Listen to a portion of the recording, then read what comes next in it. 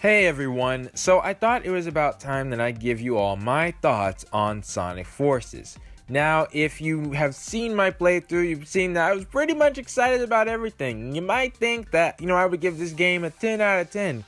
Well, that actually isn't the case, alright? I'm gonna be completely honest with my opinions, alright? I'm gonna try not to be, biased or anything. But so let's start with the story of the game, alright? So, the story for me, I already felt disappointed with the stories. I think when Lost World started, or maybe it was even back with Colors. For me, I liked it when it was a little bit more of a darker tone, like the Adventure Days, or I know some of you may cringe at me saying this, but Sonic 06. Hey, I enjoyed Mephiles as a villain, okay? Or Silver and Iblis. That was good. But anyways. I enjoyed when they had a little bit more seriousness to them. So when they started taking a lighter tone, Unleashed was good too, by the way. But when they started taking a lighter tone, then I was already disappointed. I was like, oh, okay, well, we're doing that. And also when they took out, like the 3D animated scenes, like the ones where the graphics were top notch and it looked like you were watching a movie.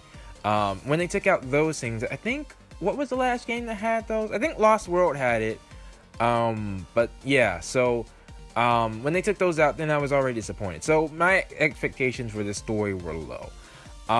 Infinite, I just wanted to enjoy Infinite, basically, and have the writing, somewhat decent. This story, for me, surpassed my expectations. However, that does not mean it was good. With this story, you had Knuckles as commander, which was cool. I felt like Sonic got captured a little too quickly. If they could have built that up, I think I actually mentioned that in the game. I was like, well, that was quick. If they had built it up to the fight, then that would have been cool. Also, Classic Sonic. I enjoy the concept of connecting the Sonic games, Sonic Mania and Sonic Forces, but Classic Sonic, as far as the story goes, he just did not really need to be there. It almost seemed like the story suffered because, to me, Classic Sonic meant that they were going to win. Because, it just seems like when you have two Sonics there, the plot isn't as serious. Maybe that's just me. And then finally, Infinite's defeat.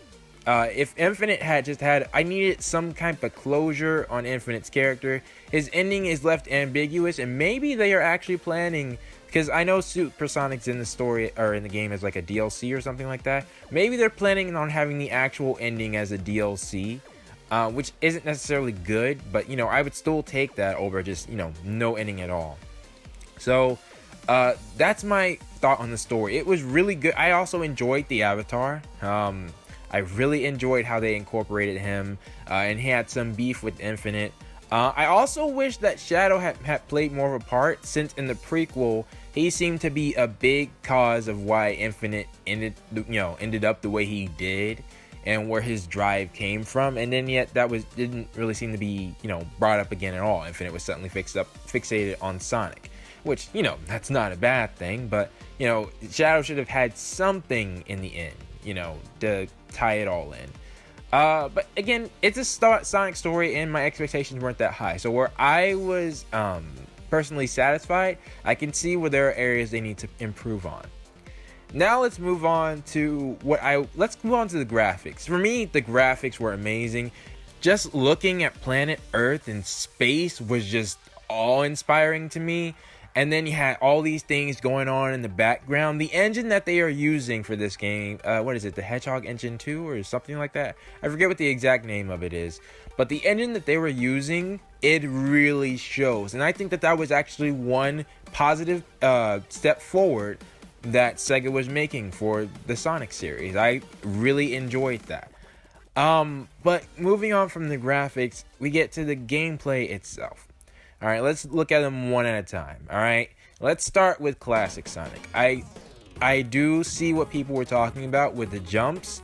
I actually got used to it and didn't mind it so much in the later stages. And I also liked the drop dash ability. The drop dash, it just seemed a lot more fun than it wasn't in Generations, was it? It may have actually been, something you could unlock. But the drop dash ability in Sonic, for Sonic Forces, for Classic Sonic, I really enjoyed that. But I also see where people are saying the levels didn't seem to be as inspired. The classic Sonic levels didn't really, I mean, maybe it's because that, maybe Mania hurt classic Sonic a lot. But even looking at Generations, they had some type of flair. Like, I won't forget, like, the skateboard section with classic Sonic, or even going through Green Hill. I don't know, going through Green Hill for me in Sonic Generations just felt a lot more exciting and fun than it did in Sonic Forces, and that could be also due to the music. For me personally, the music for classic Sonic's stages didn't seem to be as good as the Avatar stages or the modern Sonic stages. But all the same, I still did have fun, but I do recognize that those were problems that the game needed to address. Moving on from classic Sonic, then we have the Avatar. Honestly, I really enjoyed the Avatar. It was fun having a new take on the Wisps and made them Wispons, where they're actually weapons that you can do certain things with. And with this more discovery, I hadn't had too much time to play with them during my first playthrough, or during my playthrough of Sonic Forces. But you can do a lot of interesting things with the Wisps and use some of them for speed runs. You can use some of them to get coins that you wouldn't normally be able to get. And the list goes on. And there's the avatar's customization itself, where you can go back with different avatars who would have different abilities and go through the levels again.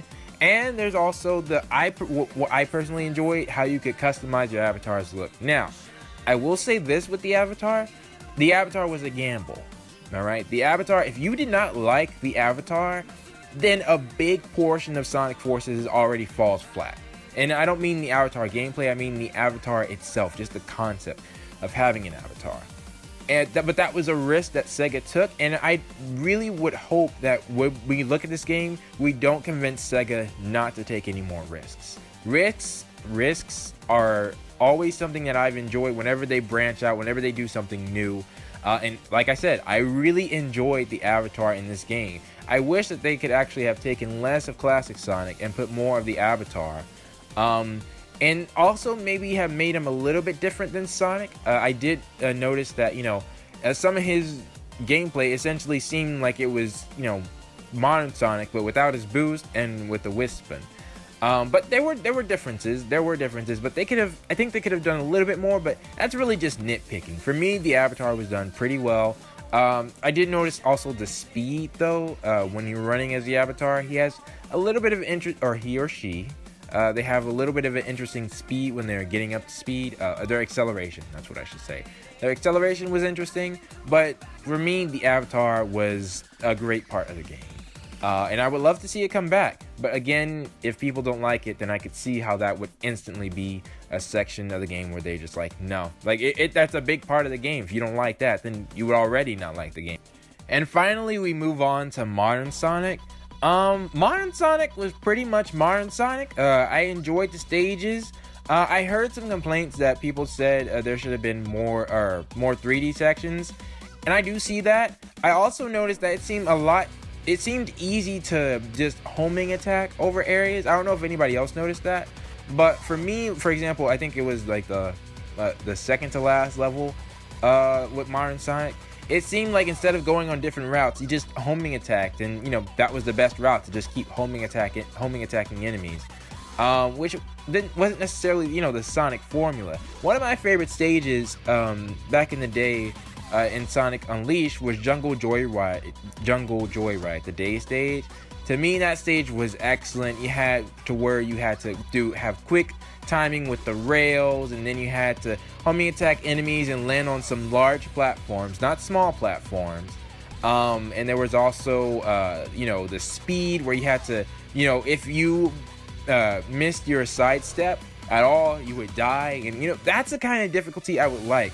That's the kind of stuff that really worked for me in Sonic Unleashed, that it made the level difficult. I also don't mind the water slide, because I know people might wonder what I'm thinking about that. The water slide to me was fun. That is one of the difficulty things that I would like to see.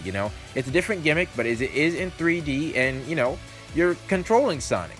But it's a different type of mechanic than just simply boosting or homing and attacking over different areas. So even though I enjoyed playing the modern stages, there were some, but I think most of my difficulty came in the 2D sections. In the 3D, it was basically, easy. Also, I am aware of the fact that it felt very linear. Like I noticed that in the first area, like I was trying to move around with the camera. Already not being able to look around with the camera feels extremely limited. But then it seems like you can only go on one straight path, and you can't even turn effectively. The game has to turn for you, and in some stages, if you boost while you're turning, you go off the edge. So I get the complaints with that. Modern Sonic's gameplay was definitely better in previous games, although it was still enjoyable for me. It still needed to be touched on a bit.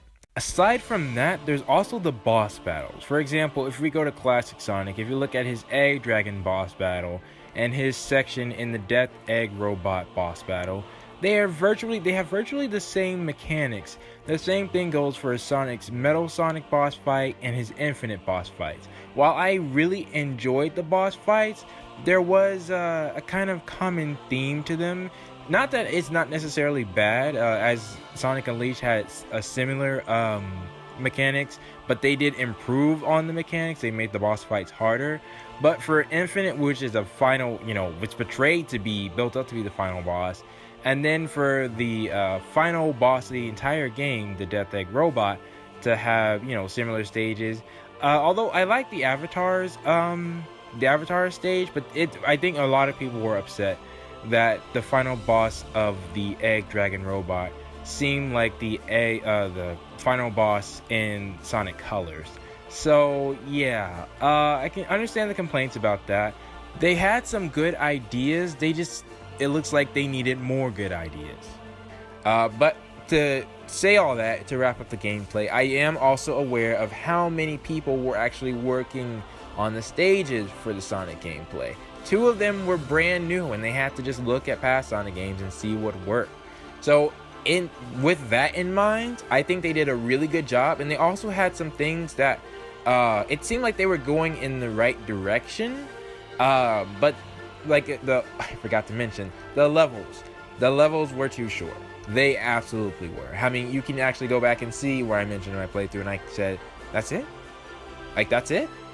So I agree 100%. The levels should have been longer, maybe like 1 minute or 2 minutes longer, so you could fully grasp into that tension and feel. Oh, also just a personal gripe: null space. Null space. It kind of ties into the story and gameplay, but null space should have been a lot better, man. It was like you got null space, and then it was just this area where you're running through, and there was really no challenge at all, and then you just got out. It would help the story to have more difficult levels, because then you feel like you've actually gotten somewhere, when you're going through this story. Story and gameplay have always been a big thing for me. That's why I like hard levels like Crisis City, for example. Much as people want to make fun of it, that level was difficult to get through. And when you got through it, you felt like you actually accomplished something. You were going through it with your team, or there were, just all kinds of things. Although I will say, if going on to the music now, the music really helped with the feel of, we're in a trouble, especially with the Avatar. The Avatar songs correlated to what the Avatar thought. The Avatar, when they were trying to save Sonic, you could feel the tension, that it was on them to try to get Sonic out.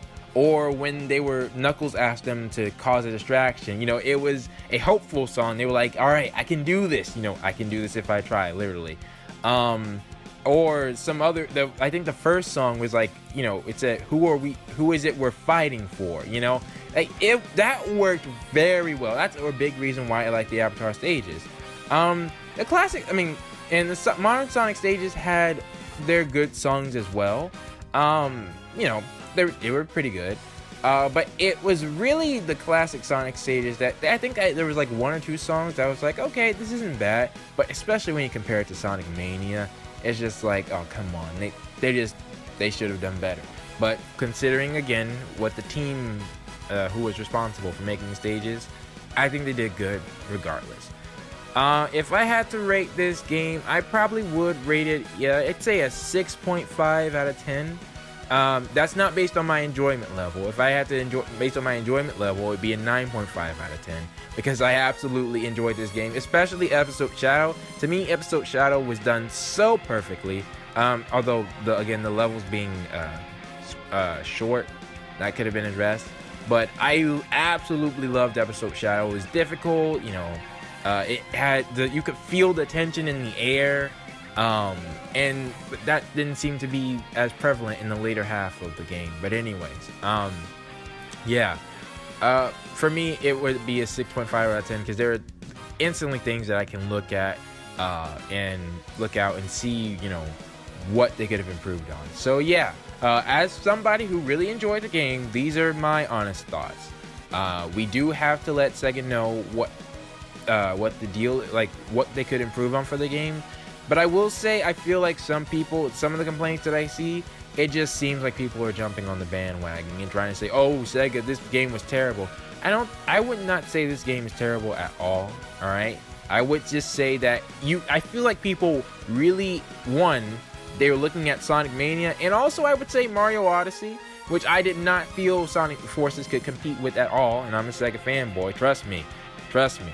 I feel like people were looking at those two games and really pushing Sonic Forces up to high hopes, and I think that's where it fell. Like, people really expected much from this game, and they got it to some degree, but then it cut off when it was too short. And then these other problems show up. Sega, if you want to know my opinion, I enjoyed the game, if they ever watch this, but there are some things you could improve on for the next one. So yeah, those are my thoughts. Please tell me what are yours. Post your thoughts down in the comments below, and I will see you all next time.